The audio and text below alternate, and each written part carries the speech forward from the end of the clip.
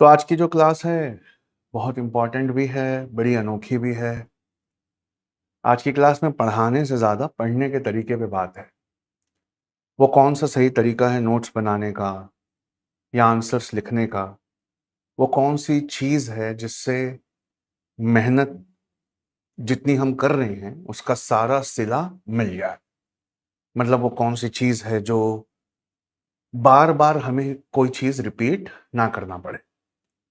तो हम एक काम करेंगे, हमने जो टॉपिक कवर किया है अभी वेद का, वेदास का, उस पर मेंस के क्वेश्चन देखेंगे और उसी पर हम नोट्स बनाना, डिस्कशन कैसे करते हैं, आंसर कैसे लिखते हैं, ये सारी बातें उसी पर से जोड़कर हम देखेंगे।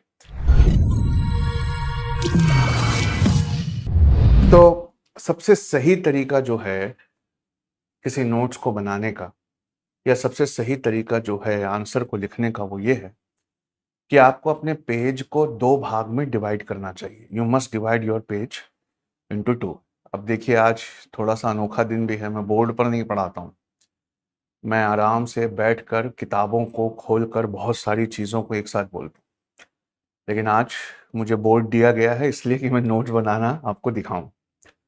तो आपको सबसे पहले ये करना चाहिए कि अपने पेज को 2 पार्ट्स में डिवाइड कर लेना चाहिए। तो अगर हम इस पेज को बाकायदा 2 भागों में डिवाइड कर लें, ये सबसे सही तरीका होता है यूपीएससी के नोट्स बनाने का।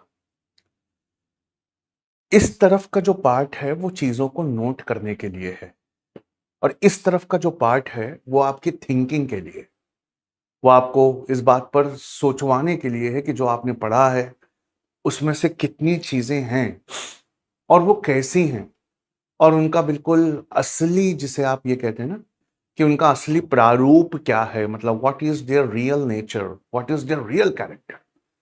तो हमने ये किया कि अपने पेज को 2 भाग में डिवाइड कर लिया। इस साइड वाला हमेशा ना आपको थिंकिंग के लिए रखना चाहिए। यू मस्ट थिंक ओवर जो भी आपने पढ़ा है, और इस तरफ का ना एकदम शॉर्ट नोट्स के लिए रखना चाहिए। शॉर्ट नोट्स के लिए रखना चाहिए। इतना आसान नहीं है मेरे लिए। शॉर्ट नोट्स के लिए रखना चाहिए। अब एक चीज है बहुत इंपॉर्टेंट, ध्यान से सुनिए। 7 तो बड़े सब्जेक्ट्स हैं। 7 बड़े सब्जेक्ट्स में हर सब्जेक्ट में तकरीबन 6 से 13 किताबें हैं। किसी किसी सब्जेक्ट में 6 अच्छी किताबें हैं, किसी किसी सब्जेक्ट में 13 अच्छी किताबें हैं। और कितने डेप्थ से क्वेश्चन आएगा इस बात का कोई अंदाजा आप आराम से नहीं लगा सकते। 2023 और 24 के अगर हम पैटर्न को देखें तो एक बात उन्होंने बड़ी तय कर दी है। वो आपसे बेसिक्स और फंडामेंटल्स में से पूछेंगे। वो आपसे उस चीजों में से पूछेंगे जो आपको आता है, पढ़ा है, पर आपसे वो इतना गहरा पूछेंगे कि आप आंसर नहीं कर पाओगे। They will ask you from where you have learn. हर क्वेश्चन देखकर आपको महसूस होगा नहीं यार ये मुझे आता है, I have heard about it, I have learned about it, मैंने ये पढ़ा था, मुझे अच्छे से याद है। पर क्वेश्चन की गहराई इतनी है कि आपको महसूस होगा कि यार मैंने इतना पढ़कर भी वो रॉन्ग हो गया। इसका मतलब है कि डेप्थ को वो बढ़ा रहे हैं, आपको एक मैसेज दे रहे हैं कि जब पढ़ना है तो इतना गहरा पढ़ना कि वो जिंदगी भर के लिए काम आए। तो अगर हमको इस तरफ पढ़े हुए पर सोचना है और इस तरफ पढ़े हुए पे से लिखना है, हमसे जो सबसे बड़ी गलती होती है ना यूपीएससी की जर्नी में, वो ये होती है कि हम हर चीज लिखते हैं, हर चीज लिखते लिखते लिखते लिखते, जबकि ह्यूमन मेमोरी ऐसी नहीं है। अब ये बात बहुत फिलोसॉफिकल नहीं बता रहा हूं, मैं बहुत कड़वा सच बता रहा हूं। जितनी बार हम किसी चीज को नोट डाउन करते हैं, कॉपी बनाते हैं, उसमें वो सेंटेंस को लिखते हैं, उतनी बार हम एक अपना सेकंड ब्रेन तैयार कर रहे हैं। हम अपना सेकंड ब्रेन बाहर निकाल कर रख रहे हैं। This is your first brain and that is your second brain. तो सेकंड ब्रेन में क्या होता है अक्सर कि अगर इस ब्रेन में कहीं फेल हुए हम, तो हम सेकंड ब्रेन के पास जा सकते हैं। लेकिन अगर आपने सेकंड ब्रेन में ही भर भर कर लिखा, बहुत ज्यादा लिखा, तो फिर ये फर्स्ट ब्रेन उसकी गुलामी करने लगता है। वो बार बार अपने ही लिखे हुए को पढ़ने लगता है। उसे लगता है कि ये सेंटेंस ऐसा लिखा, मुझे ऐसा ही क्यों नहीं याद हो रहा। ये नोट्स बनाने का सबसे भद्दा और सबसे खराब तरीका है कि आप इसके अलावा हर चीज पूरी उस पर लिखिए। जितना ज्यादा आप लिख रहे हैं, इसका एक मतलब है, एक सिंबल है, सबकॉन्शियसली आप जानबूझकर ऐसा नहीं कर रहे, लेकिन कड़वी बात है, उतना आप अपने इस दिमाग पर भरोसा नहीं कर रहे हैं। आपको इतना कम भरोसा है, इतना कम कॉन्फिडेंस है अपने इस दिमाग पर कि आप सेकेंड ब्रेन को जितना हो सके उतना भरने की कोशिश कर रहे हैं। And that's where the things will become very wrong. वो चीजें बहुत खराब हो जाएगी। क्यों? हमारा आपस में जो मुआहदा हुआ है वो ये है कि आप सब्जेक्ट के हर पार्ट पर एक किताब बनाएंगे कवर टू कवर। जो सबसे अच्छी होगी मैं उसका नाम आपको बताऊं, और बची हुई जो 6 से 14 किताबें वो बनाना हमारा काम है, हमारी रिसर्च टीम का काम है। उसमें से कंटेंट निकाल कर उसको पीडीएफ फॉर्मेट में देना आपको, ये हमारी जिम्मेदारी। अब इसमें जो दो चीजें हैं वो बहुत इंपॉर्टेंट हैं, जिसकी वजह से आज ये क्लास रखनी पड़ी, वरना आराम से आज हम जैनिज्म को पूरा कर चुके होते। एक किताब सब्जेक्ट के हर हिस्से पे कवर टू कवर बनाना निहायत जरूरी है। You can not escape, you can not just leave the things. अरे नहीं नहीं नहीं नहीं, ये सर के नोट्स काफी हैं, सर ने बोला है ना इतनी सारी किताबों से एक जगह बनाया है, उतने काफी हैं। यूपीएससी में काफी कुछ नहीं है, तो क्या करना चाहिए? एक किताब है।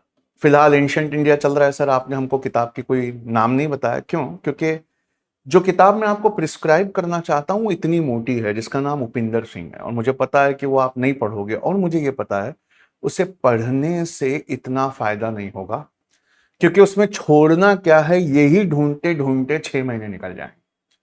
इसलिए वो किताब मैं पढ़ रहा हूं, उसमें से नोट्स मैं निकाल रहा हूं, हमारी रिसर्च टीम निकाल रही है, उसमें से पेपर हमारी टेस्ट सीरीज की टीम बना रही है।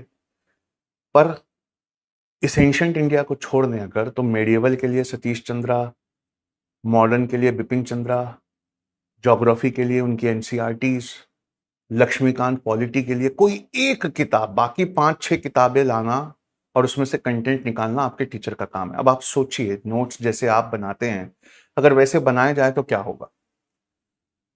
अगर मैं सारी सारी बातें यहां लिखूं और ये वर्ड शॉर्ट ना हो, सिर्फ नोट्स हो, हर वो बात जो मैंने पढ़ी है अगर मैं उसको लिख दूं लिख दूं लिख दूं, तो ये कितनी यूजलेस एक्सरसाइज है कि मैंने सारी किताब उठाकर फिर से कॉपी कर, वहां वो लिखा ही हुआ था, मैंने उठाकर यहां लिख दिया। लेकिन जो लोग अच्छी पढ़ाई करते हैं वो ये जानते हैं कि लिखने से चीजें बहुत याद होती है, और जिस गहराई के सवाल वो पूछ रहे हैं उस गहराई के तहत लिखना बहुत जरूरी है। तो क्या करें? पूरा सेंटेंस उठा के लिख लें, फिर तो कई साल हमको इस तैयारी के लिए कम पड़ेंगे। नहीं, उस पूरी लाइन में एक वर्ड लिखा है जो बहुत काम का है, जिस वर्ड की वजह से वो पूरी लाइन लिखी गई थी। आपको उस वर्ड को उठाकर शॉर्ट नोट्स के साइड में लिखना है। पूरा सेंटेंस नहीं लिखना है, सिर्फ वर्ड उठाकर शॉर्ट नोट के साइड में लिखना है। पूरा सेंटेंस इस वजह से लिखा गया था क्योंकि उस वर्ड की मीनिंग को लोगों के दिलों में उतारना था। तो आप एक काम करें कि सिर्फ एक वर्ड जो काम का वर्ड है उसको लिखना, बाकी पूरी लाइन नहीं लिखनी है, और अपने इस दिमाग पर भरोसा कर, अपने इस दिमाग पर भरोसा कर। तो जो सेकंड ब्रेन है उसने सिर्फ इंडिकेशंस और सिग्नल्स देने चाहिए, और वो सेकंड ब्रेन के इंडिकेशंस और सिग्नल्स से हमें पूरी लाइन फिर से याद आनी चाहिए। तो मैं आपको करके दिखाता हूं कैसे करते हैं। 4 क्वेश्चन मेंस के लेंगे और प्रीलिम्स के फैक्ट्स को उसके हिसाब से अरेंज करेंगे, ठीक है? पहले मैं थिंकिंग के साइड मेंस का एक क्वेश्चन लिख रहा हूं, आप भी लिख लीजिए। Right a brief essay on, ये क्वेश्चन आया था 2019 में। Right a brief essay on, brief essay on terrestrial, the Vedic gods of terrestrial origin. Vedic god of terrestrial origin, terrestrial origin के वैदिक God's of the terrestrial origin. यानी terrestrial origin का मतलब क्या हुआ? बहुत इजी है कि वो गॉड जो पृथ्वी से जुड़े हुए है ना, वो गॉड जो पृथ्वी से जुड़े हुए हैं। अब ये क्वेश्चन है जो मैंने थिंकिंग साइड लिखा है, इसके हिसाब से हमें सोचना है। और ये वाले साइड अभी मैंने कुछ नहीं लिखा, मैंने अपने पेज को बराबर बराबर डिवाइड किया है। कुछ बच्चे लिखने वाले साइड को थोड़ा बड़ा रखते हैं 60, और सोचने वाले साइड को 40 रखते हैं। यूपीएससी में अच्छी तैयारी है, इस बात का एक बहुत अच्छा इंडिकेशन होता है कि दिसंबर तक आपके पास किताबें कम हो, रजिस्टर ज्यादा हो। यानी आपके जो स्क्रोल हैं, रजिस्टर्स हैं, वो भरे भरे हों और किताबें कम हो। इसका मतलब है कि आपने हर चीज नोट करके, हर चीज पढ़कर, हर चीज पर सोचकर पूरी तैयारी की है। तो अब मैं शॉर्ट नोट्स के साइड क्या लिखूं? सबसे पहले तो वैदिक, इस क्वेश्चन के दो पार्ट है, एक तो टेरेस्ट्रियल ओरिजिन के मुझे गॉड्स बताने हैं और वैदिक गॉड बताने हैं। तो वैदिक का सबसे पहले मुझे वैदिक पीरियड स्पैन कहां से कहां होता है, कितना बड़ा होता है वैदिक पीरियड, उसको लिखना चाहिए। कितना होता है?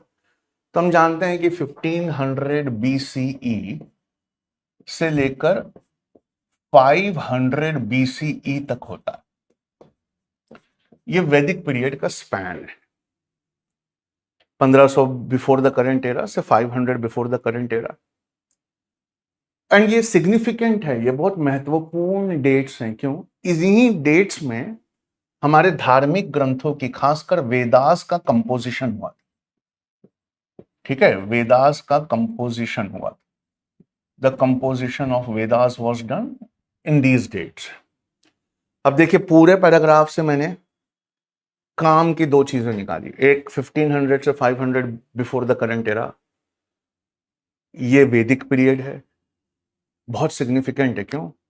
सबसे पुराने धार्मिक ग्रंथ वेद का composition, the oldest sacred text. ये एक वर्ड है जो शायद मैं भूल जाऊं, तो मैं लिख देता हूं कि ऋग्वेद इज द ओल्डेस्ट, लेकिन मैं यहां लिख दे रहा हूं ओल्डेस्ट, बस इतना ही। ओल्डेस्ट सैक्रेड टेक्स्ट, इनका कंपोजिशन इस डेट पे हुआ था। अब आप देखिए कि मैंने ना 6 लाइन में से मुश्किल से 3 वर्ड के नोट्स बनाए। आप होते तो क्या करते? शायद आप पूरी 6 लाइन डर के मारे लिख रहे हो। ठीक है, मतलब 1500 ईसा पूर्व से 500 ईसा पूर्व तक ये महत्वपूर्ण युग है। हिंदू धर्म के सबसे पुराने पवित्र ग्रंथों का रचना, जिसे हम वेद कहते हैं, उनकी रचना हुई थी।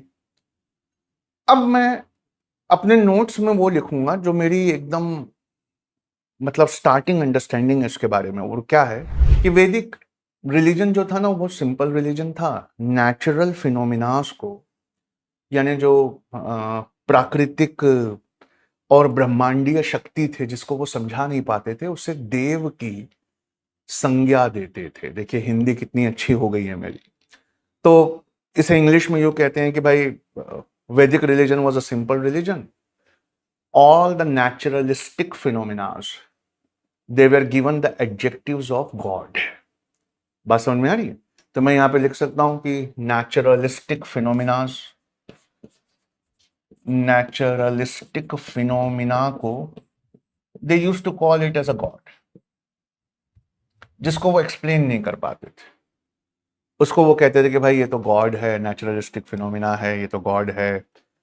ठीक है, अब ये 3 चीजें प्रीलिम्स के पॉइंट ऑफ व्यू से बहुत सही है।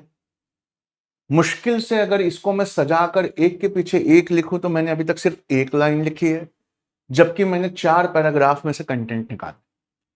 और यही 4 लाइनें कॉमा लगा लगा के कॉम्पैक्टली मैं इस क्वेश्चन के आंसर में, मेंस के आंसर में, इंट्रोडक्शन में लिखूं।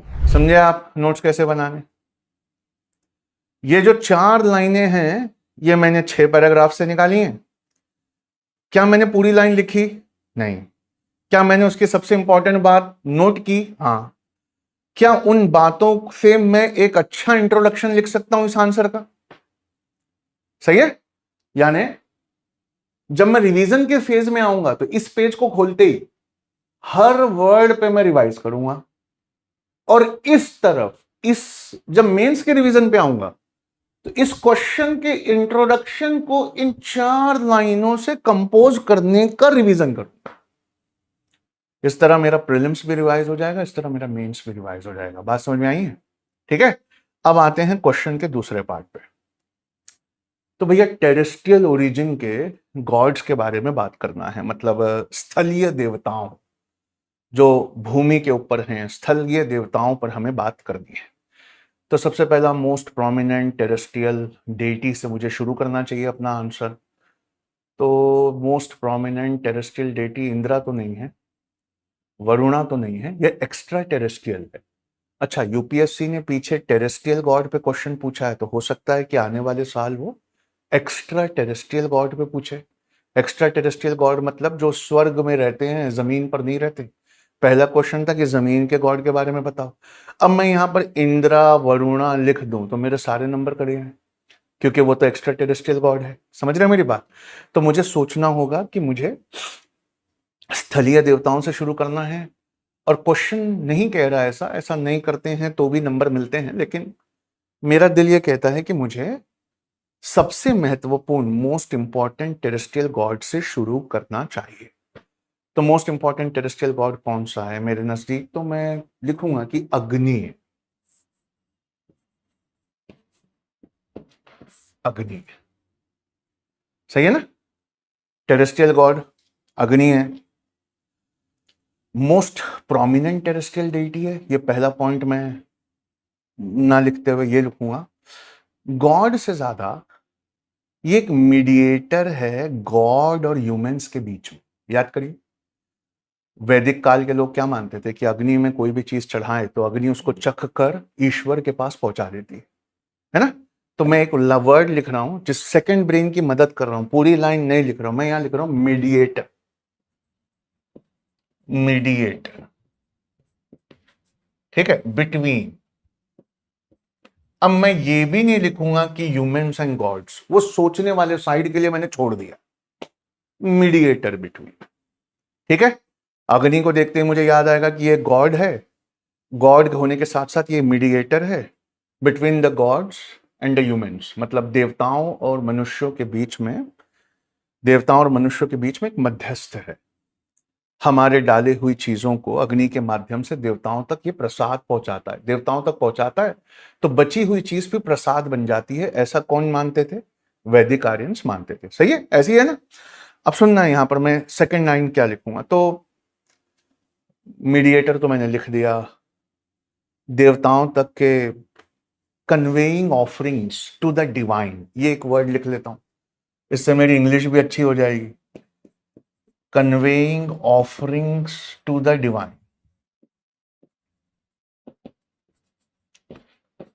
Conveying offerings to the divine, ठीक है, डिवाइन तक के वो ऑफरिंग को पहुंचाते हैं। लेकिन सेंट्रल पीस था ये किस चीज का? अग्नि यज्ञ का, यज्ञ का।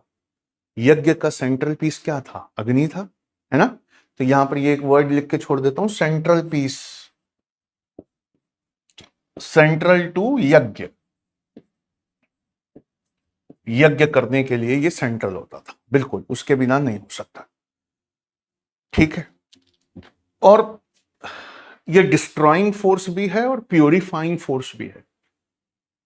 ये किसी चीज को, इसकी दोहरी प्रकृति है, ये विनाशकारी भी है और ये शुद्ध कारक भी है, डिस्ट्रॉइंग भी है, समझ रहे हो, और प्योरीफाइंग भी। बस ये एक दोनों वर्ड लिख के मैंने छोड़ दिया भाई, ये डिस्ट्रॉइंग भी है एंड प्योरीफाइंग भी है, विनाशकारी भी है, ठीक है, विनाशकारी भी है और शुद्ध शुद्ध कारक भी है, ये शुद्ध करने वाला भी है। हो गया, 1.5 पेज का मटेरियल मैंने मुश्किल से 7-8 लाइन के नोट्स बनाए। बात समझ में आई है मेरी?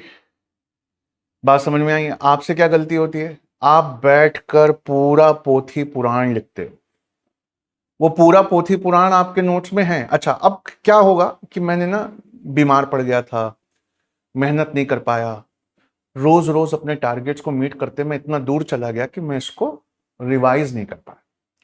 तो मुझे क्या करना है, ध्यान से सुनना। मान लेते हैं मुझे ये लाइन याद नहीं आ रही, तो मैंने अपने नोट्स में ये लाइन पढ़ी थी, कहां पढ़ी थी, उसकी एक हल्की सी हेडिंग डाल दी कि यहां पर पीडीएफ में पढ़ा था, या इस किताब में पढ़ा था, या कहां पढ़ा था। मीडिएटर बिटवीन, मध्यस्थ किसके बीच में होता है ये मैं भूल गया। कुछ नहीं कर, घबराओ नहीं। आपको वो किताब का नाम यहां पे हल्का सा डला हुआ है, नोट्स फ्रॉम दिस। जाइए वो किताब खोलिए और वहां पर उस पॉइंट को देखिए कि वो मध्यस्थता किस दोनों के बीच में करता। आपका समय बच गया, आपके पॉइंट्स बच गए, समझ रहे हैं, आपका लिखना बच गया। और एक चीज जो बहुत खास है वो हुई, पता है क्या? दुनिया का सबसे एक्सीलेंट रिवीजन ये है कि कोई हमें हिंट दे और हमें पूरी लाइन याद है।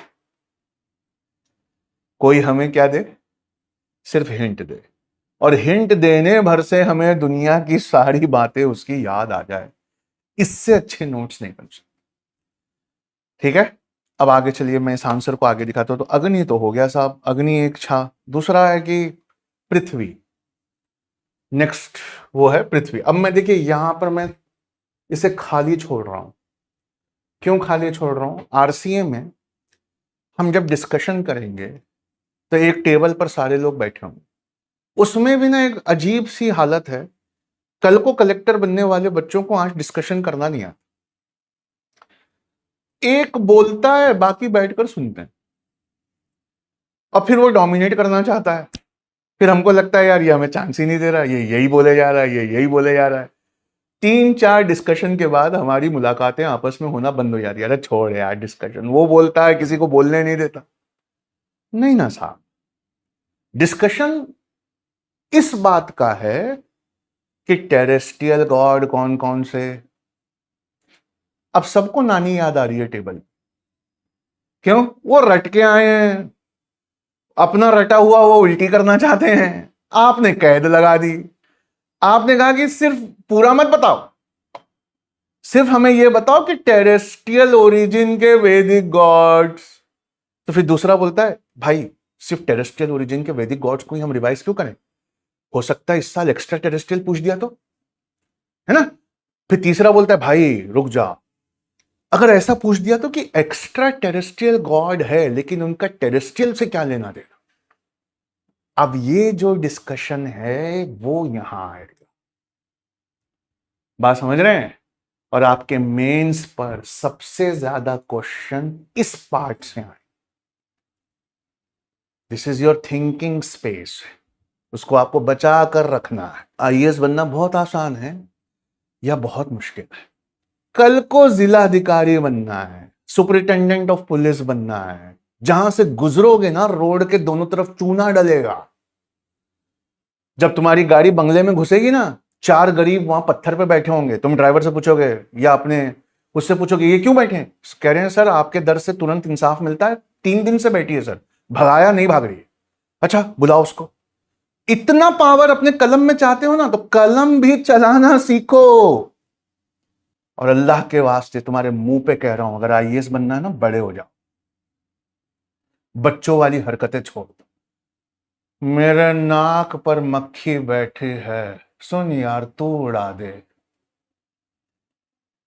कलेक्टर बनना है, मजाक कर रहे हो, कर रहे हो मजाक। बात समझ में आई? अगला टेरेस्ट्रियल देवता कौन है? तो अगला टेरेस्ट्रियल देवता मेरे देखने में पृथ्वी है। पृथ्वी है।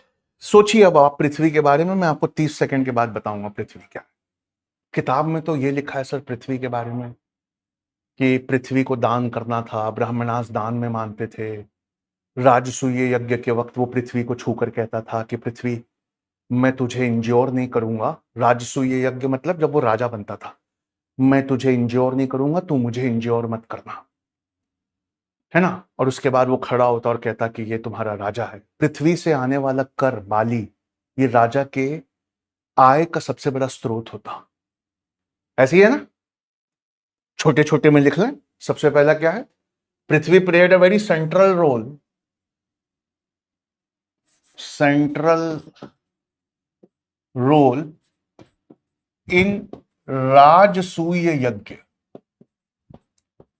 राजा बनने का जो यज्ञ है उसमें बिना पृथ्वी के नहीं हो पाएगा, राजसूय यज्ञ। ठीक है। दूसरा, लाइफ है, शेल्टर है, सारा लाइफ यही देती है, शेल्टर देती है, और सबसे बढ़कर बाली सोर्स ऑफ प्रोडक्शन बाली है। खासकर वो पृथ्वी जो रिवर्स के बाजू है, जहां फर्टाइल सॉइल है, बाढ़ में आई हुई, बहकर आई हुई मिट्टी है, वहीं पर हमारे सबसे ज्यादा लोकेशंस हैं।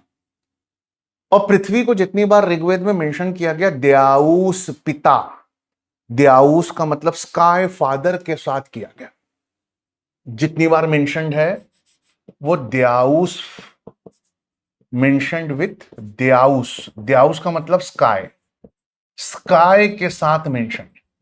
अब ये सोचने का मुकाम है कि आसमान के साथ पृथ्वी का वर्णन हर बार क्यों आ रहा है। इसलिए मैं यहां एरो निकालकर छोड़ दूंगा थिंकिंग के साइड, कि भाई जितनी बार मदर अर्थ के बारे में कहा गया है उतनी बार स्काई फादर के बारे में कहा गया है। पिता, आकाश पिता के साथ पृथ्वी को अक्सर याद किया जाता है, आकाश को द्याऊस कहा जाता है। क्यों? क्योंकि आकाश और पृथ्वी मिलकर एक बैलेंस बनाते हैं, एक इकोसिस्टम बनाते हैं जहां लाइफ सस्टेन होती है। यहां हम लिख सकते हैं बायोस्फीयर। जब हम ज्योग्राफी में पढ़ते हैं तो हम पढ़ते हैं जहां जहां जमीन के साथ पानी मिलता है और जहां जहां पानी के साथ सूरज मिलता है, बस जमीन, बस जीवन वही है। जीवन वही है जहां जहां हमें जमीन के साथ पानी मिलता है और सूरज मिलता है, तो बायोस्फीयर ये मैंने छोड़ दिया। अब इस थिंकिंग साइड में बायोस्फीयर लिखा हुआ छोड़ा है, तो इसका एक बहुत बड़ा फायदा है। पता है क्या है? बायोस्फीयर के आंसर्स आएंगे जहां पर, कहां पर? एनवायरमेंट में, या बायोस्फीयर के इकोसिस्टम पर अगर कोई ऐसे आएगा तो मैं ये वाला पॉइंट लिख सकता हूं इंट्रोडक्शन में, कि इकोसिस्टम की बात कुछ हद तक आज से 1500 से 1000 साल पहले, बिफोर द करंट एरा, ये बात तो वैदिक आर्यंस भी जानते थे। जितनी बार वो पृथ्वी लिखते थे, पृथ्वी के साथ हमेशा आकाश पिता के बारे में लिखा करते थे। Now look at my introduction. मेरे इंट्रोडक्शन को देखकर अब मेरे एनवायरनमेंट के पूरे आंसर को पढ़ने का मन एग्जामिनर ने बना लिया। इसे कहते हैं ability to cross pollinate. Cross pollinate करना, इस सब्जेक्ट की चीज उठाकर उस सब्जेक्ट में डालना। एक बच्ची है, उसका 3rd रैंक थी, 3rd रैंकर थी। वो हमारे क्लास में थी, तो उसने एक बहुत अच्छी बात बताई थी पूरी क्लास को। उसको जब बुलाया गया कि भाई बता दो इन बच्चों को, उसने बताया कि सर मैंने क्या किया, मैंने 100 टॉपिक्स इतने अच्छे बनाए और इतने गहरे बनाए 100 टॉपिक्स, कि वो 100 टॉपिक्स को मैं करंट अफेयर्स में भी कोट कर सकती थी, इथिक्स में भी कोट कर सकती थी, एसे में भी कोट कर सकती थी। वो 100 टॉपिक्स मेरी जान थे। आप मुझसे किसी बात पर कॉन्वर्सेशन इनिशिएट करें, मैं 5 मिनट बाद बड़ा रेलिवेंट उन 100 में से किसी एक टॉपिक की तरफ पूरा कॉन्वर्सेशन घुमाकर उसको डोमिनेट कर सकते। मैंने ऐसे 100 टॉपिक को तैयार किया था जो मेरे खून में बहते थे, और मेरे को जहां मौका मिला है जीएस के पेपर की आंसर राइटिंग में, मैंने दबा के उन टॉपिक्स को कोट किया। इवन एसे में कोट किया तो 130 मिले मुझे एसे। आपको भी ऐसे 100 टॉपिक्स तैयार करने चाहिए। अब फर्टिलिटी और अबेंडेंस ये इतना इंपॉर्टेंट है पृथ्वी के लिए कि धीरे धीरे गॉड चेंज हो गए। याद करो, ऋग्वेद काल में इंद्र सबसे बड़े गॉड थे, और वरुण सबसे बड़े, इंद्र सबसे बड़े, उसके बाद वरुण। लेकिन लेटर वेद आते आते प्रजापति सबसे बड़े हो गए, या लेटर वेद आते आते गॉड ऑफ क्रिएशन आगे आ गए। क्यों? क्योंकि उस समय वो पैस्टोरलिस्ट थे और वॉरियर्स थे ऋग्वेद काल में। फिर वो धीरे धीरे एग्रीकल्चर प्रैक्टिस करने लगे। तो एग्रीकल्चरिस्ट लोगों की प्राथमिकताएं अलग है। वो इंद्र को अपने वज्र के साथ नहीं बुला रहे हैं कि इनकी दीवारें तोड़ दो। वो उस गॉड को खास बुलाना चाहते हैं जो क्रिएशन करे, जो कोई चीज पैदा करे। तो changing nature of god in accordance with abundance and fertility, है ना। इस लाइन को मैं यहां लिख लूंगा, चेंजिंग नेचर ऑफ गॉड,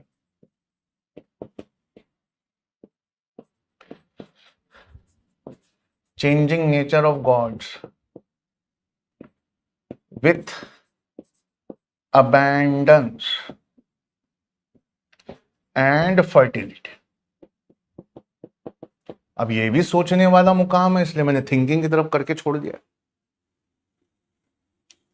ये भी सोचने वाला मुकाम है कि भाई उर्वरता और प्रचुरता, उर्वरता और प्रचुरता जो कृषि का आधार है, इसीलिए धीरे धीरे Prithvi became a very important God.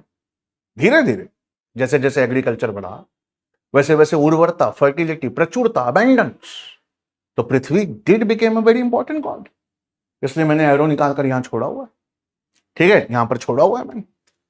उसके बाद तीसरा टेरेस्ट्रियल गॉड मेरी नजर में कौन है, तो तीसरा टेरेस्ट्रियल गॉड मुझे लगता है आपको भी याद आना चाहिए। चलो सोचो, पहले खुद से सोचो, मैं बताता हूं। सोचो, मेरे लिखते ही समझ में आएगा। सोमा, सोमा क्या है? Soma the deity of the sacred drink. इसके आगे मैं लिख दूंगा ये पवित्र पेय के देवता है, सैक्रेड ड्रिंक है, भगवानों का झूठा है। इसको पीते ही नहीं कहने की क्षमता चली जाती थी और हम कहते थे हर चीज मुझसे हो जाए, है ना। भगवानों का झूठा, असल में क्या है? ये तो जूस ऑफ सोमा प्लांट है, सोम प्लांट का जूस है। सोम प्लांट को क्या कहेंगे हम आज की भाषा में? सोम प्लांट का मतलब होता है ओपियम। ये ओपियम है जिससे हशीश हीरोइन बनती है, ये आपके सबकॉन्शियस पर एक्ट करता है, ठीक है। और इसको पीने के बाद ना आपको ऐसा महसूस होता है कि एक डिवाइन इंसाइट मिल गया। भांग भी इसमें आता है, पीने के बाद आपको महसूस होता है कि अब दुनिया की कोई भी चीज मेरे बस में है ना। तो वो ये मानते थे कि ये भगवानों का झूठा पेय है, इसको पीने के बाद भगवानों वाली एटीट्यूड हमारे अंदर आ जाता है, हमें कोई भी चीज नामुमकिन नहीं लगती है। लेकिन सोमा की एक खास बात थी, मून की फेजेस के साथ, मून की फेजेस के साथ ये बढ़ता और घटता, ऐसा वो मानते थे। Cycle of growth, cycle of decay and cycle of renewal, मतलब विकास, क्षय और नवीनकरण, इसका बिल्कुल चंद्रमा से जुड़ा होता है। ये बात वो मानते थे, ये बात वो मानते थे। अनुष्ठान के वक्त, यज्ञ करने के वक्त और हमारी चेतना को जगाने के लिए, है ना, सैक्रिफाइस के वक्त और स्पिरिचुअलिटी के वक्त और हमारे कॉन्शियसनेस को पॉजिटिव एटीट्यूड से भरने के लिए इस जूस का बड़ा इस्तेमाल, ठीक है, इस जूस का बड़ा इस्तेमाल। खासकर सोम इज द गॉड, याद करो, वो कहते थे, ब्राह्मण कहते थे कि ये तुम्हारा किंग है, ब्राह्मणास कहते थे कि ये तुम्हारा राजा है, पर हमारा राजा सोम है। सोम वॉज द किंग,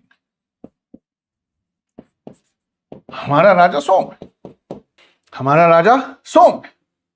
एग्जाम्पल बहुत अच्छा, इंटरनल सिक्योरिटी में मैं नारकोटिक्स के ऊपर आंसर लिख रहा हूं, इंट्रोडक्शन में इस्तेमाल कर रहा हूं सोम को। ड्रग ट्रैफिकिंग पे क्वेश्चन आया हुआ है, गोल्डन ट्रायंगल, गोल्डन क्रिसेंट पे क्वेश्चन आया हुआ है। अमेरिका या high productivity, high per capita income वाले देशों में इतनी डिमांड की होती है हशीश हेरोइन की, उस पर क्वेश्चन आया हुआ है। क्या ही खूबसूरत इंट्रोडक्शन है। और थिंकिंग वाले साइड मैंने सिर्फ एक लाइन लिख के छोड़ी है कि I can use the same content in narcotics. Narcotics के किसी भी पार्ट में मैं सेम इंट्रोडक्शन का इस्तेमाल कर सकता हूं। ये है यूपीएससी की तैयारी। समझ में आया मेरी बात? अब अगला देखो, मेरे नजदीक अगला टेरेस्ट्रियल गॉड है, टेरेस्ट्रियल गॉड है वायु। वायु, वायु विंड गॉड है, फोर्स है, ओमनी प्रेजेंट है, मतलब सर्वव्यापी है। विंड गॉड, विंड गॉड है, ओमनी प्रेजेंट, सर्वव्यापी, हर जगह प्रेजेंट। ओमनी प्रेजेंट, सर्वव्यापी, हर जगह प्रेजेंट, गतिशील है, डायनामिक है, डायनामिक है, गतिशील है, ठीक है, गतिशील, और परिवर्तन का सूचक है, चेंज का एजेंट है ना। प्लस सबसे इंपॉर्टेंट चीज है जो वो ये है कि इसके साथ एक ऊषा नाम का सवेरे की चलने वाली हवा है जो क्रिएशन लाती है, वो एसोसिएटेड। और उषा को कहा गया कि ये सूरज की बेटी है। सूरज का रथ सवेरे जब निकल कर आता है यानी भोर होती है, तो भोर की देवी उषा, वो इसके साथ रिलेटेड है। ये भी टेरेस्ट्रियल है, इसके बिना तो जमीन पर कोई टेरेस्ट्रियल कोई लाइफ ही नहीं है। आप मेरा आंसर देखिए, आप मेरा आंसर देखिए अब कितना प्रोफाउंड हो गया, प्रोफाउंड हो गया, नेचुरल एलिमेंट्स के बारे में हो गया। अब मैं कंक्लूजन लिखना चाहता हूं, तो कंक्लूजन बहुत अच्छा है। कंक्लूजन ये है, मैं थिंकिंग वाले साइड लिखूंगा कंक्लूजन। क्यों? कंक्लूजन बदलेगा जैसे जैसे मेरी नॉलेज बढ़ती जाएगी, कंक्लूजन चेंज होगा। एक तो मैं लिखूंगा इनका सिंपल मजहब था, जो नहीं समझा पाते थे उसे गॉड कहते थे। दूसरा, physical forces of the nature को anthropomorphic, physical forces of the nature को ये एंथ्रोमॉर्फिक रखते थे, एंथ्रोमॉर्फिक। इस वर्ड के दो टुकड़े करके मैं इंग्लिश सीखूंगा। एंथ्रो का मतलब ह्यूमन लाइक, ह्यूमन, और मॉर्फिक का मतलब ह्यूमन लाइक, एंथ्रोमॉर्फिक। अगर मैं इसे हिंदी में कहना चाहूं तो प्राकृतिक ब्रह्मांडीय शक्तियों को ये मनुष्य रूपी बहुदेववाद को मानते थे। प्राकृतिक और ब्रह्मांडीय शक्तियों को, ब्रह्मांडीय इस वर्ड, इस आंसर में ब्रह्मांडीय वर्ड यूज नहीं करूंगा। क्यों? क्योंकि टेरेस्ट्रियल गॉड्स पर सीधा क्वेश्चन। प्राकृतिक शक्तियों को इंसानी स्वरूप, मनुष्य के स्वरूप में बहुदेववाद की तरह ये मानते थे। मनुष्य के रूप में, मनुष्य की तरह ये देवी है, वो देवता है, उसके हाथ हैं। मनुष्य रूपी बहुदेववाद, प्राकृतिक शक्तियों का मनुष्य रूपी बहुदेववाद की तरह ये मानते। How beautiful is my answer. 17 साल अंग्रेजी में पढ़ाया है, पिछले साल बहुत अच्छी बैच मिली, शानदार बच्चे मिले, उसमें से 35 हिंदी मीडियम के थे। तो वो कह रहे थे सर हमसे तो इंग्लिश नहीं हो रहा, आपकी इंग्लिश बहुत हार्ड है। मैं रोया नहीं, गिड़गिड़ाया नहीं है, अब मैं क्या करूं, तुम घर चले जाओ, कुछ नहीं। मैंने हिंदी सीखी और 1 साल हुआ है, अभी 9 महीने हुए हैं, मैं हिंदी में किसी को भी पटक सकता हूं। ऐसा अल्लाह की अता से अंदर से दुआ है कि ऐसा एक दिन हो जाएगा कि मैं हिंदी में किसी को भी पटक सकता हूं। आप ये एटीट्यूड कब लाएंगे अपने अंदर? सर मैं हिंदी मीडियम से पढ़ा, तो ये जो इंग्लिश है यहाँ तो ये इंग्लिश तुम्हारी पर्सनालिटी को बदल के रख देगी। ये इंग्लिश क्यों नहीं नोट करते? अगर हिंदी मीडियम से पढ़ा तो इंग्लिश क्यों नहीं नोट करते? सर मैं इंग्लिश मीडियम से पढ़ा हूं सर, तो फिर तो हिंदी के ये वर्ड, ये तो तुम्हारे लिए हीरा सोना चांदी है। दोनों भाषाओं पे समझ में आई ये बात? अब आप देखिए हमने यहां क्या किया है। 7 पेज का कंटेंट था, उसके नोट्स हमने ऐसे बनाए कि मुश्किल से 1.5 पेज में और टोटल 12 से 14 लाइन में खत्म हो गया। 12 से 14 लाइन में खत्म। This is notes making. And now when you are revising, come to this side, come on this side and now revise. एक बहुत अच्छी बात बताने जा रहा हूं, ध्यान से सुनना। जिसका ऑप्शनल तय नहीं है ना कि भाई मेरा तो ऑप्शनल तय नहीं है सर, मैं क्या बताऊं, कोई बात नहीं। क्या करोगे? क्या लोगे ऑप्शनल? प्रिफरेबल ये है तुम्हारे लिए कि कोई ऐसा ऑप्शनल लो जिसका जीएस में बहुत काम पड़े, क्योंकि जीएस में ऑप्शनल लेवल से गहरे क्वेश्चन आते हैं। मुझे नहीं लगता आज तक ऑप्शनल में ये पूछा गया होगा कि भारत के इतिहास को गांधी जी के बिना सोचे। पहली बैच में कुछ बच्चे कहते थे सर आंसर राइटिंग का हर आंसर नहीं कराया, मेरा कराया हुआ आंसर वो पूछेंगे? क्वेश्चन देखो, आज गांधी जी जिंदा होते तो क्या कर रहे होते? जब आया उसके अगले साल क्वेश्चन आया कि भारत के इतिहास को गांधी के बिना सोचे। मतलब गांधी जी को माइनस करके 15 लाइंस में खूब अच्छी बात लिखनी है। अगर गांधी जी नहीं होते तो मॉडरेट्स और एक्सट्रीमिस्ट टूट गए होते, कांग्रेस के 2 टुकड़े हो चुके होते। अगर गांधी जी नहीं होते तो दलितों की आवाज मेन स्ट्रीम पॉलिटिक्स में नहीं आती। अगर गांधी जी नहीं होते तो पाकिस्तान और इंडिया का बंटवारा जो बहुत लेट हुआ, 1937 से बीज बोए गए थे, वो 1940-41 में ही हो जाता। अगर गांधी जी नहीं होते तो हम पर टेररिस्ट का तगमा लगाकर बड़ी तादाद में हमारे साथ जलियांवाला बाग किया जाता। सोचने पर आएगा, ये थिंकिंग स्पेस ज्यादा इंपॉर्टेंट है। जब ऑप्शनल लो तो ऐसा लो जिसका काम हो। अब मैं एक दूसरा क्वेश्चन देता हूं, मैं चाहता हूं आप लिखें। I want you to write, ठीक है? तो एक क्वेश्चन लाया हूं मैं, आप मेरे सामने लिख कर देखिए।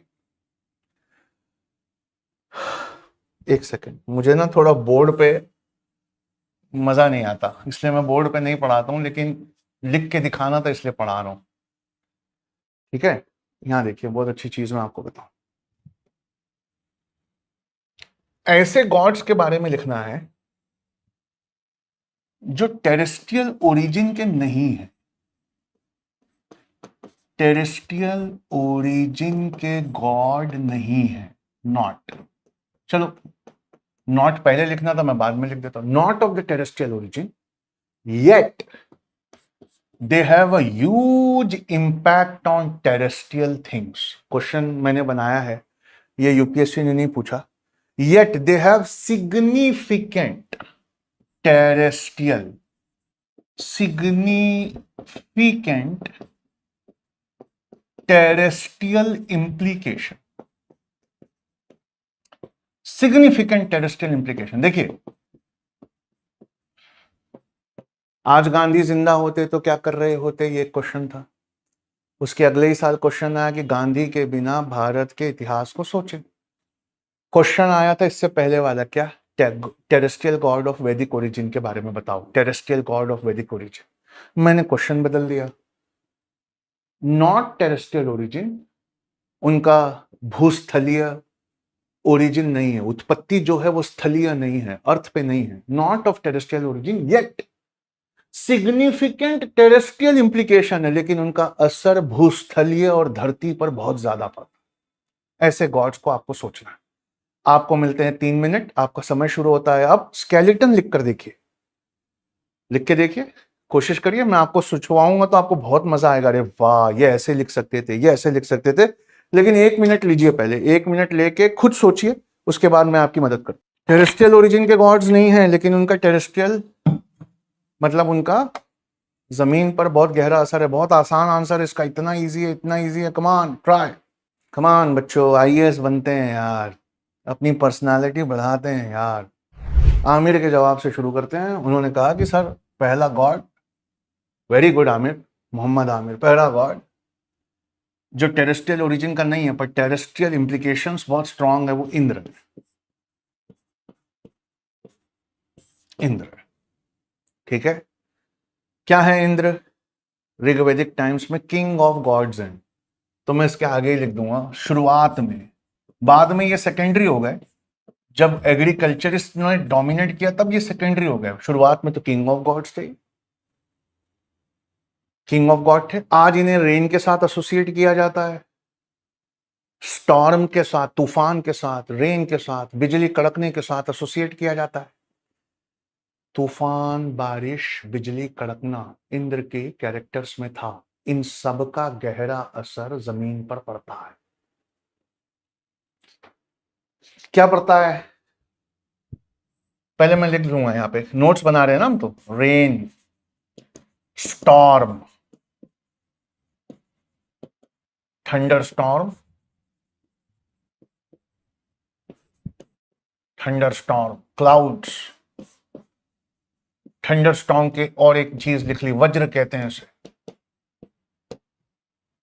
इन सब का इस्तेमाल जमीन पर, लाइफ ऑन अर्थ। आपको एक लेक्चर में मैंने बताया था, जब बिजली कड़कती है तो नाइट्रोजन रेन वाटर में घुलता है, तो उस रेन को हम नाइट्रीफाइंग रेन कहते हैं, या उस रेन को एक बहुत अच्छा नाम दिया हमने, क्या, फर्टिलाइजिंग रेन कहते हैं। जब बिजली कड़कती है बहुत गहरा असर पड़ता है। अच्छा इतना ही नहीं, वृत्र, याद करो वृत्र कौन था, एक डेमन था, इनके देखने में एक अजगर था जिसने पेट से पानी रोका हुआ था। उस वृत्र को तोड़कर पानी को आजाद करने के लिए ऋग्वेद में दुआएं लिखी हैं इन्होंने। अरे हाँ कि ना, हे इंद्र अपने वज्र से वृत्र के पेट को पे मारो और पानी को रिलीज करो, और पुरंधरा पूरम भेट का, ये वर्ड्स को मैंने लिख लिया, पुरंधरा पूरम भेट का। फिर मैंने यहां से एक एरो खींच के छोड़ दी, आरसीए के डिस्कशन के बाद वहां पर मैं छोटा सा कुछ लिखूंगा। यहां पर मैंने एक एरो खींच के क्या छोड़ी है, ये पुरंधरा पूरम भेट का, ये वर्ड खत्म क्यों हो गए, क्योंकि अब सब एग्रीकल्चरिस्ट हो गए। पहले वॉरियर्स थे, अब एग्रीकल्चरिस्ट हो गए, तो उनको लेना देना नहीं है इससे। पुरंदरा का मतलब किलो को तोड़ने वाले, सीटाडेल को ढहाने वाले, तुम हमारी मदद करो। सही है, पहला आंसर का पार्ट सही है। दूसरा, Yama, Yama the god of the death, Yama the god of the death है। ठीक है, इजी है, मरकर जाना है, मिट्टी में मिलना है, the god of the death. इसका जमीन पर कितना गहरा असर है, बर्थ, डेथ और रीबर्थ, ये तीनों चीजें उस पे करता है। ऐसा इनकी मान्यता है कि मरने के बाद नरक का ये देवता है जो नरक में हमें सजाएं देता है, the punishments in the hell, है ना, पनिशमेंट्स इन द हेल। मरने के बाद दोबारा जीवन है, उस जीवन में ये हमें सजाएं देता है, ये यम है। ठीक है, तीसरा, एक गॉड था जो आपसे नहीं छूटा होगा, रुद्र, द फियर्स गॉड। ये टेरेस्ट्रियल ओरिजिन का है, फियर्स गॉड, लेकिन इसका जमीन पर, एक्स्ट्रा टेरेस्ट्रियल ओरिजिन का है, लेकिन इसका जमीन पर बहुत लेना देना। रुद्र एक खराब गॉड है शुरुआत में, बाद में शिव बने ये। फियर्स हैं, गुस्से वाले हैं, विनाशकारी हैं, उग्र हैं, फियर्स हैं, डिस्ट्रक्टिव हैं। नेचर के वो फोर्सेस, नेचर को, वो फोर्सेस को पर्सोनिफाई करता है जो चीजों को विनाश कर देती। Natural, nature's, nature's, nature's destructive forces, और इसका जमीन पर बहुत असर। जंगल की आग हो या भूकंप हो, उसका असर बहुत पड़ता है, उग्र देवता है। उसके बाद एक गॉड है जो पराजन्य है, पराजन्य का ज्यादा लेना देना रेन से है। ये जो पराजन्य गॉड है ये रेन गॉड है, तो जाहिर सी बात है जमीन पर इसका इंप्लीकेशन है, लेकिन ये एसोसिएटेड किससे है, इंद्र के साथ। He is a subordinate of the Indra है। और ये रेन बहुत इंपॉर्टेंट है क्योंकि क्रॉप्स को, फसलों को सस्टेन यही करती है, ग्रो यही करती है। तो सबऑर्डिनेट ऑफ इंद्र लिख दूंगा मैं, subordinate of Indra, plus crop cycle में इसका बड़ा इंपॉर्टेंस, क्रॉप साइकिल में बड़ा इंपॉर्टेंट है। इंडिया का जो रेनफॉल है, नॉर्थ इंडिया आते आते एराटिक हो जा रहा है। आज देखिए हैदराबाद में, नागपुर में, बेंगलोर में बेतहाशा बारिश है 3 दिन से, लेकिन नॉर्थ इंडिया में परसों हुई थी, आज और कल नहीं हुई, इसलिए ये नदियों के पास रहा करते थे। ठीक है, पराजन्य ये गॉड है, उसी में है। और एक जो आपके नोट्स में है गॉड, ये एनसीईआरटी में है ये वाला गॉड, और एक जो आपके नोट्स में है वो अश्विन है। अश्विन क्या है, तो ऋग्वेद के मुताबिक ये ट्विन सन, जुड़वा है, twin sons of god, sun, twin sons of god sun है। सवेरे की भोर ये लेकर आते हैं, हेल्थ ये लेकर आते हैं, मेडिसिन ये लेकर आते हैं। बाद में ना क्या होता था कि सुबह सुबह ना गांव खेड़ों में ये होता है, देहात में, कि जानवर चारागाह की तरफ चल देते हैं, और शाम होती है ना मगरिब का वक्त, तो अपने आप जानवर चारागाह से वापस आने लगते। तो मेरे दादाजी थे, वो अपनी थैली हमारी भैंस के सिंग में लगा देते थे जब शाम को मगरिब के बाद वो बाजार से आते थे। तो पहले उनकी थैली लेकर भैंस आती थी, पीछे पीछे वो आते थे। तो ऋग्वेदिक इसको क्या मानते थे कि अश्विन ये पशुओं का पशुपति है, ये पशुओं का गॉड, पशुओं को डायरेक्ट करता है, उन्हें गाइड बनकर चारागाह तक ले जाता है, वहां से वापस लाकर घर पे लाता है। डॉन और डस्क यानी सुबह फजर का वक्त और शाम को मगरिब के वक्त, ये दोनों के वक्त जो सितारे निकलते हैं, जो आज हमको पता है साइंस में एक वीनस है और दूसरा जो है वो जो मार्स है, ये दोनों जो मॉर्निंग स्टार और इवनिंग स्टार दिखते हैं, उसको ये अश्विन कहा करते थे। जुड़वा बेटे किसके? राजा सन के। अब देखिए एक नया क्वेश्चन मेंस का ये निकल जाए कि all the forces of nature which are associated with sun, सूरज के साथ लगी हुई हर प्राकृतिक ताकतों के ऊपर एक शॉर्ट नोट्स लिखे। सूरज के साथ लगी हुई, तो पहले तो मैं सूर्य के बारे में लिखूंगा, गायत्री मंत्र में जो सूर्य का वो आया है वो लिख दूंगा कि इसका ट्रांसलेशन ये होता है। फिर मैं उषा के बारे में लिखूंगा, जिसे सूरज की बेटी कहा गया, सवेरे चलने वाली हवा है ये। इसके चलने के बाद में जो है ये मानते थे ऋग्वेद के लोग कि घोड़े पर रथों पर बैठकर सूरज बाहर निकल कर आता है। उसके बाद मैं ये लिखूंगा कि अश्विन उसके दो जुड़वा बेटे हैं, और ये अश्विन दोनों जुड़वा बेटे, इन्हें सवेरे और शाम पशुओं को गाइड करने वाला माना जाता था। सवेरे ये पशुओं को चारागाह तक रास्ता दिखाते और शाम को वापस लेकर आते। सूरज एक बहुत इंपॉर्टेंट गॉड है इनका ऋग्वेद का। क्यों? तत्सवितुर विरेणियम, सवितुर ये वर्ड आया है सूरज के लिए कि हे सविता, हे सूरज की किरणें मेरे अंदर आओ और मेरे अंदर आकर मेरे अंदर घबराहट की तारीखियों को यानी नर्वसनेस की डार्कनेस को काटने में मदद करो। इसका मतलब ये सूरज के साइकोलॉजिकल इफेक्ट से भी ज्ञात थे। ये सब कहां होगा सर? ये सब यहां थिंकिंग स्पेस में होगा सर, ये सब यहां थिंकिंग स्पेस में। पढ़ा हुआ कुछ नहीं आएगा, पढ़े हुए पर सोचा हुआ आएगा। एक और गॉडेस सरस्वती एक रिवर थी ना सर? बिल्कुल रिवर थी। उस रिवर की खास बात क्या थी? वो घग्गर हाकरा थी जिसका पानी सूख गया था। सर आने वाले वैदिक आर्यंस इसी के दोनों तरफ बसे थे। हाँ। हड़प्पा मोहनजोदारो के सबसे ज्यादा कस्बे भी घग्गर हाकरा के बेल्ट में थे। हाँ। इसका पानी क्यों सूख गया? रिवर कैप्चर हुआ टेक्टोनिक डिस्टर्बेंस की वजह से। घग्गर हाकरा का पानी यमुना में चला गया, पहले वो इंडस में जाता था, इस वजह से ये नदी सूख गई। घग्गर हाकरा सरस्वती। पर ये गॉडेस कैसे बनी सर? ध्यान से सुनना। जब ऋग्वेदिक पीपल आए तो वो इसके दोनों बैंक्स पर बसे और वो अपने साथ एक किताब लाए थे, ओरली लाए थे। याद करो, ओरली लाए थे, रटाते थे अपने बच्चों को। पहली बार उन्होंने बैठकर पंजाब में घग्गर हाकरा रिवर के तट पर बैठकर, जिस रिवर का नाम उन्होंने सरस्वती रखा था, वहां बैठकर इसे लिखना शुरू किया। इसलिए पढ़ाई लिखाई की देवी जो है वो सरस्वती में। क्या है सरस्वती? एक रिवर है। तो फिर पढ़ाई लिखाई की देवी कैसे है? इसलिए कि पहली बार ओरली, दिल के अंदर रखी हुई किताब, by heart, learned by heart किताब, कौन सी? ऋग्वेद, उसको जब लेकर आया गया था तो उसे पहली बार जब लिखा गया तो वो सरस्वती के किनारे लिखा गया था। उस दिन से आज तक हिंदुइज्म में Saraswati is the goddess of क्या? लर्निंग। अगर आप नहीं सोचोगे ना बेटा ऐसा, तो नहीं होगा। एक और है मेरे पास गॉड, भूमि के बारे में हम बात कर चुके हैं। पृथ्वी सेम पूछा था क्वेश्चन ये कि टेरेस्ट्रियल गॉड, स्थलीय देवताओं के बारे में लिखें।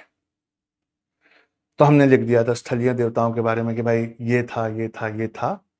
स्थलीय देवता में अग्नि था, सोम था, पृथ्वी थी, वायु थी, वरुण था। मेरा आंसर खत्म होने पे आ गया। फैजान ने यही लिखा, उसने भी वही लिखा, उसने भी वही लिखा। लेकिन इसके कंक्लूजन के जस्ट पहले देखो, मुझे रैंक 1 चाहिए। मैं क्या लिख रहा हूं भाई? अग्नि थी, सोम था, वायु था, पृथ्वी थी, ये टेरेस्ट्रियल गॉड ऑफ वैदिक रिलीजन थे। पर मैं खत्म करने से पहले क्या लिख रहा हूं, लेकिन कुछ ऐसे एक्स्ट्रा टेरेस्ट्रियल गॉड थे, लेकिन उनका भी टेरेस्ट्रियल पे बहुत गहरा असर था। पूरा ना लिख के सिर्फ लिख दे रहा हूं, इंद्रा, रुद्रा, समझ रहे हो? इंद्रा, रुद्रा और ये द्याउस, उषा, ये एक्स्ट्रा टेरेस्ट्रियल गॉड थे, लेकिन पराजन्य, लेकिन इनका लेना देना जमीन से बहुत था। बताओ हम चारों में से ज्यादा नंबर किसको मिलेंगे? बताओ कौन बनेगा आईएएस और कौन बनेगा आईपीएस और कौन बनेगा आईएफएस और कौन बनेगा? और यही वो चीज है जो घर पर नहीं हो पाती। एक क्वेश्चन और दिखाता हूं, क्वेश्चन लिखते हैं ताकि आज की क्लास भी बर्बाद ना हो, है ना? एक क्वेश्चन और दिखाता हूं, मैं आपको पहले टाइम देता हूं, लिखिए। सिर्फ क्वेश्चन का मतलब बता दो मुझे, मैं मान जाऊं। Evaluate various approaches, evaluate various approaches to understanding of Vedic religion.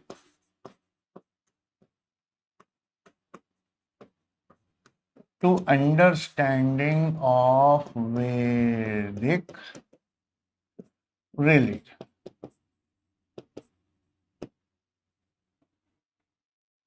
सिर्फ क्वेश्चन लिखो जरा और अपने आप को समझाओ कि ये पूछा क्या है, बस इतना ही बताओ।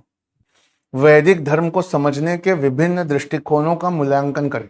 Evaluate the various approaches to the understanding of Vedic religion. Various approaches. वैदिक धर्म को समझने के विभिन्न दृष्टिकोण का मूल्यांकन करें। मूल्यांकन करें विभिन्न दृष्टिकोणों का। ठीक है, चले आगे। अब यहां लिखिए, वैदिक religion, religious belief, practices. Introduction में क्या लिखूं मैं? इसको समझने के अलग अलग तरीके हैं, वेरियस स्कॉलरली अप्रोचेस हैं। वेरियस स्कॉलरली अप्रोचेस में विभिन्न विद्वानों का दृष्टिकोण अलग अलग है, अलग अलग व्याख्याएं प्रदान की गई है ना? सबसे पहला हिस्टोरिकल अप्रोच। हिस्टोरिकल अप्रोच क्या होता है? हिस्टोरिकल अप्रोच, इसको हड़प्पा के साथ मिलाकर देखना। हड़प्पा के बाद कौन आया था? हड़प्पा के खात्मे के बारे में क्या ऋग्वेद में कुछ लिखा है कि रावी नदी के तट पर हरियोपिया में इंद्र की मदद से हमने एक किले को तोड़ा और अंदर गए। हिस्टोरिकल है ना, ये ऐतिहासिक है ना। और एक हिस्टोरिकल अप्रोच, और दासा और दस्यु का उल्लेख भी हमको इसमें मिलता है, जो कल्चरल कंटेक्स्ट में है ना, दासा और दस्यु का। उसके अलावा ऋग्वेद के वो श्लोक जिसमें मिलने वाली चीजें ऑस्ट्रिया हंगरी के मैदानों में पाई जाती, जो चारों तरफ से पहाड़ों से घिरा हुआ एरिया है, ये हिस्टोरिकल अप्रोच हो। संस्कृत के इवोल्यूशन पर कुछ बाहर से लिए गए वर्ड्स जिन्हें हम लोनी वर्ड कहते हैं, लोन वर्ड्स, याद है? नोट्स में लिखा हुआ है लोन वर्ड्स, यानी ये वर्ड ओरिजिनल संस्कृत के नहीं थे, बाहर से लिए गए थे, जब वो यहां आकर सेटल हुए तब लिए गए। लोन वर्ड्स के बारे में, इसका टेक्सचुअल एनालिसिस, टेक्स्ट का एनालिसिस, ये भी आता है। लिमिटेशन क्या है? लिमिटेशन ये है क्योंकि इवेल्युएट करना है, इसलिए हिस्टोरिकल अप्रोच लिखकर अब मैं लिखूंगा इसका लिमिटेशन क्या है। इवेल्युएट करना है ना, तो मैंने आपको अभी अभी ऐतिहासिक चीजें बता दी। इवेल्युएशन इसका यह है, ओवर सिंप्लीफिकेशन है, मिस रिप्रेजेंटेशन है, फिर पूरी बात लड़ाइयों में हो जाती है, कौन बाहर से आया, कौन अंदर का था, कौन पहले आया, कौन बाद में हुआ, इस तरफ पूरा पूरा पॉलिटिकल इस्तेमाल की तरफ पूरी बहस मुड़ जाती है ना। और एक लिमिटेशन है, इससे पहले जो लोग पॉलिटिकल बहस हो जाती है, तुम द्रविडियन हो, तुम आर्यन हो, नॉर्थ इंडियन आर्यन है, उस तरफ, ये इसकी लिमिटेशन। हिस्टोरिकल अप्रोच, ठीक है। दूसरा approach anthropological approach.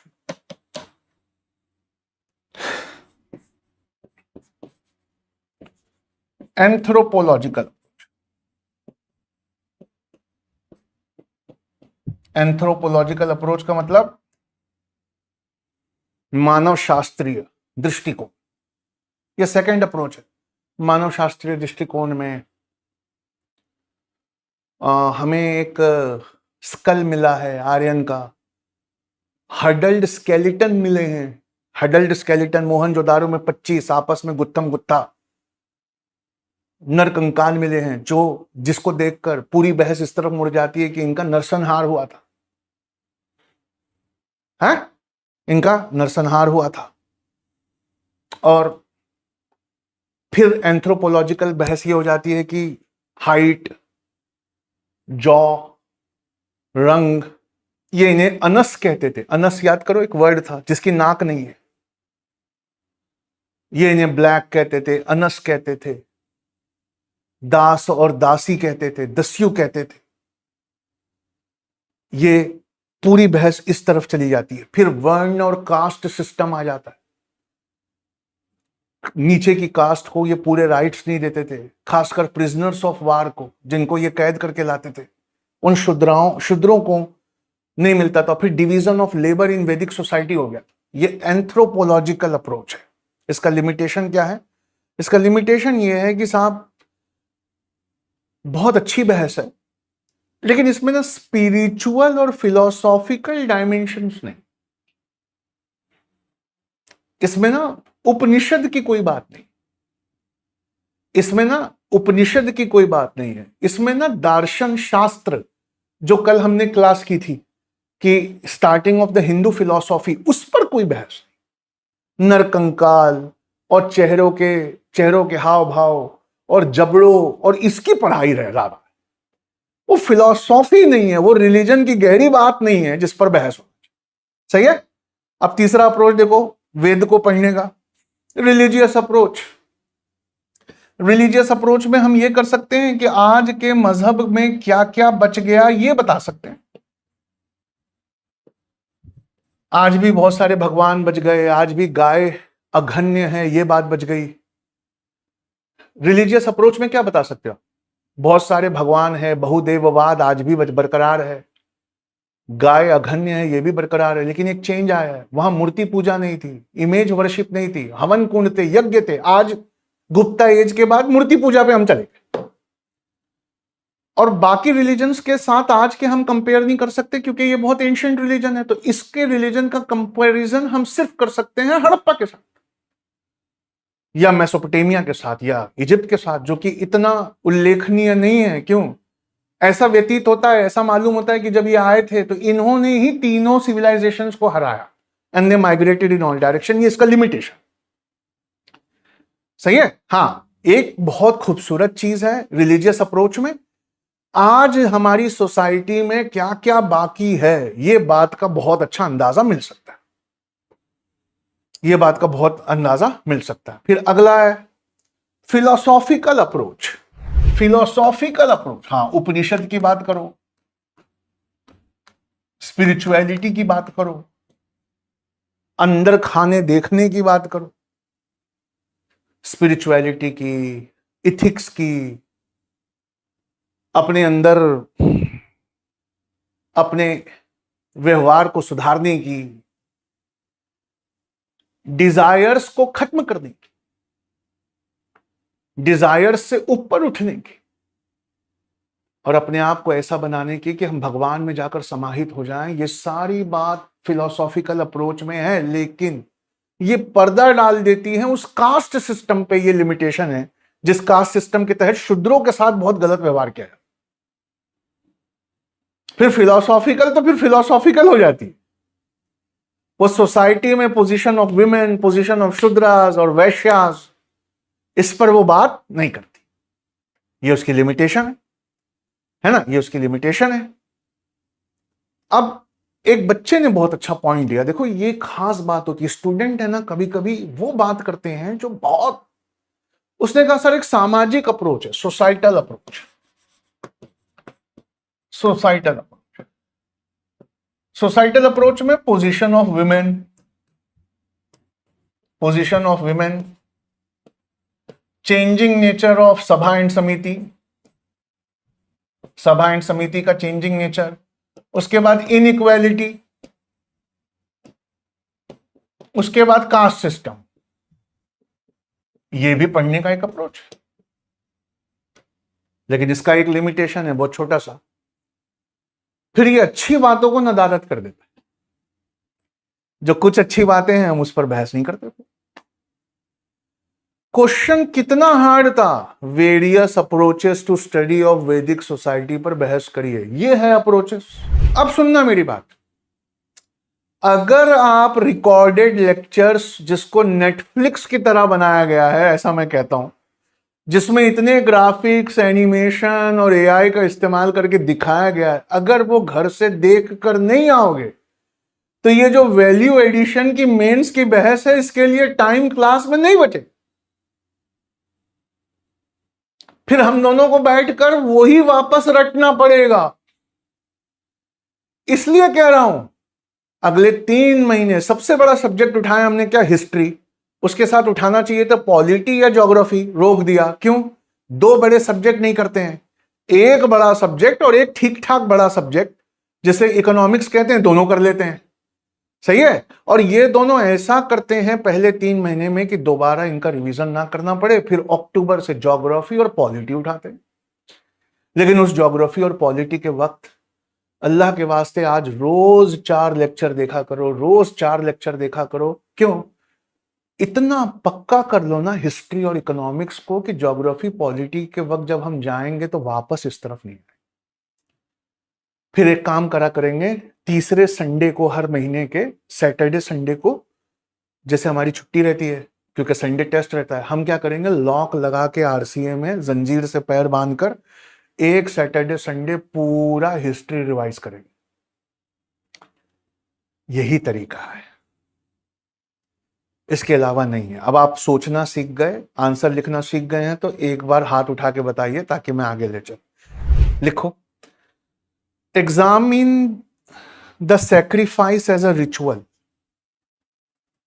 Examine the sacrifice as a ritual and a form of social exchange in Vedic India. Examine the sacrifice as a ritual and a form of social exchange in Vedic India. वैदिक भारत में अनुष्ठान एक सामाजिक आदान प्रदान के रूप में बलिदान की जांच करिए। लिखिए, वैदिक भारत में अनुष्ठान एक सामाजिक आदान प्रदान का स्वरूप था। वैदिक भारत में अनुष्ठान एक सामाजिक आदान प्रदान का स्वरूप था, इस बात की जांच करिए। Examine the sacrifice as a ritual and a form of social exchange in Vedic India. And a form of social exchange in Vedic India. चलिए, आपके पास 2 मिनट है, स्केलेटन लिखिए, पूरा आंसर नहीं चाहिए। देखिए यार, इस आंसर के इंट्रोडक्शन में कितनी अच्छी बात है कि they were not merely the religious ceremonies. ये सिर्फ रिलीजियस सेरेमनीज नहीं थे, मल्टी फैसेटेड इवेंट्स थे। लिख लो एक लाइन। नॉट, अच्छा ये सोचने वाली बात है ना, मैं सोच रहा हूं। नॉट मियरली रिलीजियस सेरेमनी,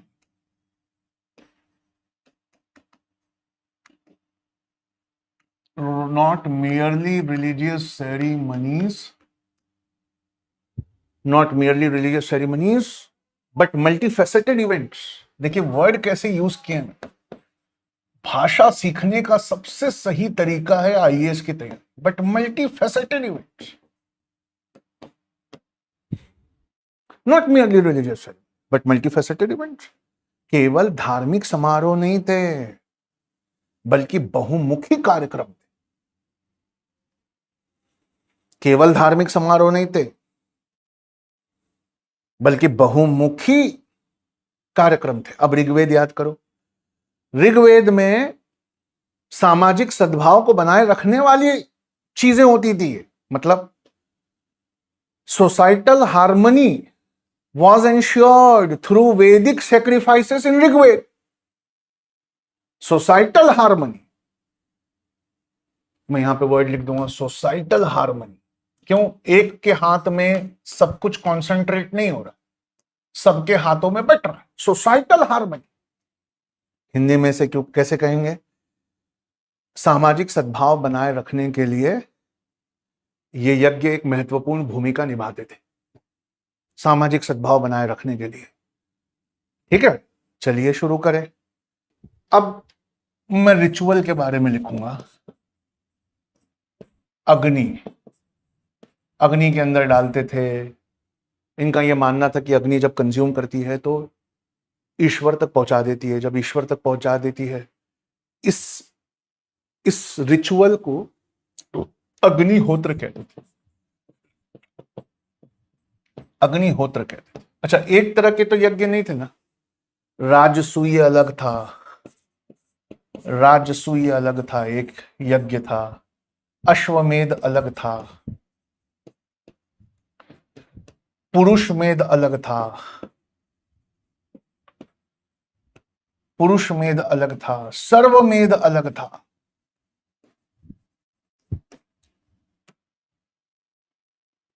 अश्वमेध अलग था, पुरुषमेध अलग था, राजसूय अलग था।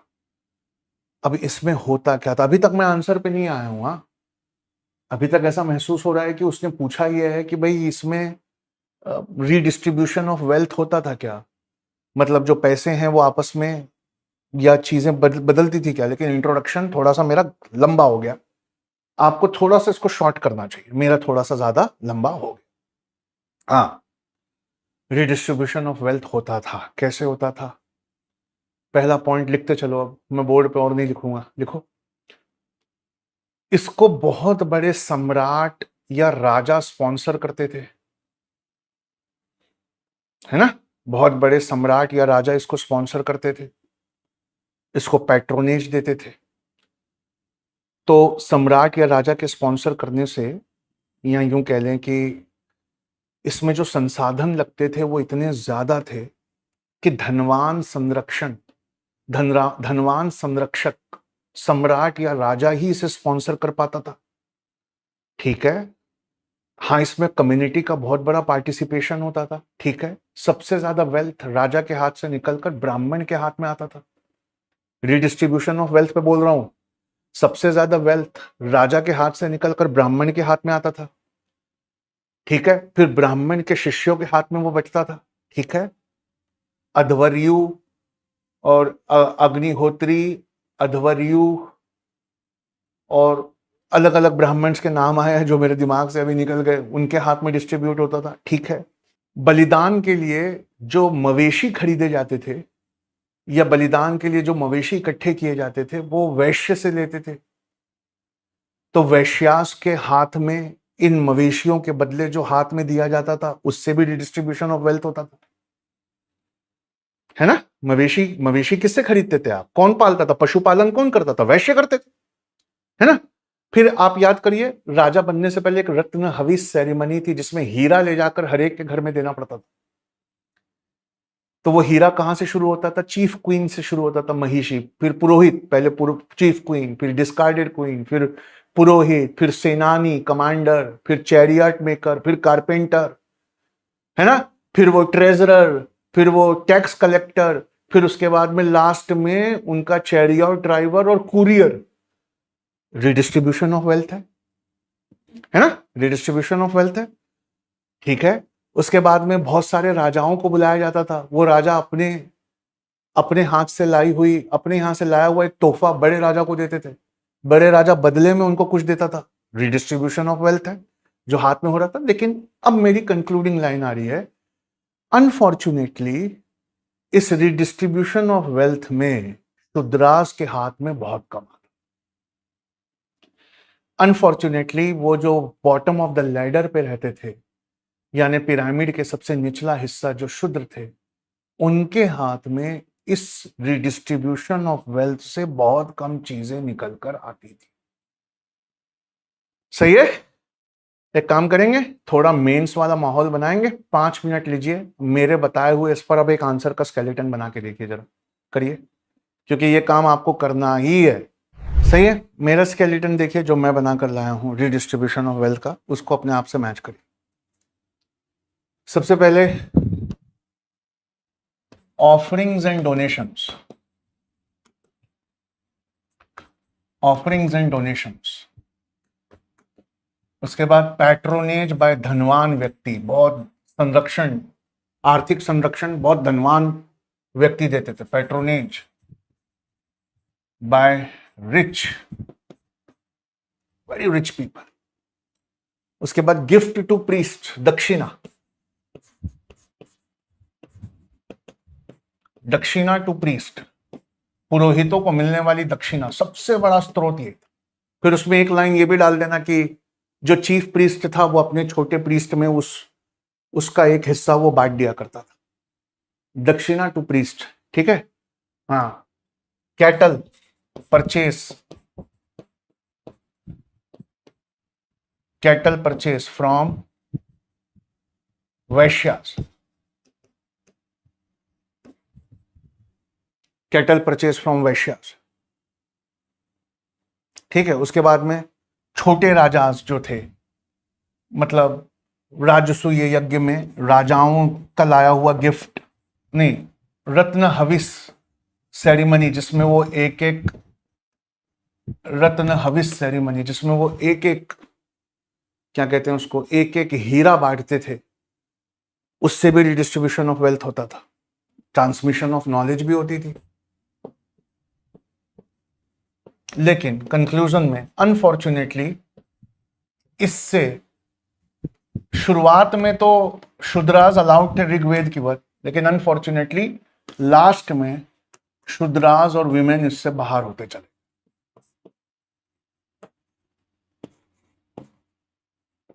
शूद्रास एंड विमेन इससे बाहर होते चले। सही है। अब सुनना है बच्चा, बहुत इंपॉर्टेंट चीज जो आपको बहुत काम की बात बताने जा रहा हूं, ध्यान से सुनना। प्रॉब्लम यह है कि जब हम चीजों को रटते हैं या कई बार लिखते हैं तो हम अपने जहन को इस तरह नहीं खोल पाते, ये है प्रॉब्लम। तो करना क्या चाहिए सर? करना ये चाहिए कि अपने पढ़े हुए पर एक बार भी रटना नहीं चाहिए, बार बार सोचना चाहिए। किस चीज पर सोचना चाहिए सर? मैं दिखाता हूं किस चीज पर, इस हिस्से पर। और इस हिस्से पे बार बार सोचने से जो एक कंक्लूजन डिराइव होता है, जो एक सोच निकल आती है, वो इस हिस्से पे लिखना। अगर आप रटोगे, बैठकर रटते रहोगे, मेरी बात सुन लो, पढ़ते समय रीआइट्रेशन, रिपीटेशन नहीं चाहिए। ये जो रिपीटेशन है ना, ये नहीं चाहिए, रीआइट्रेशन चाहिए। क्या है रीआइट्रेशन?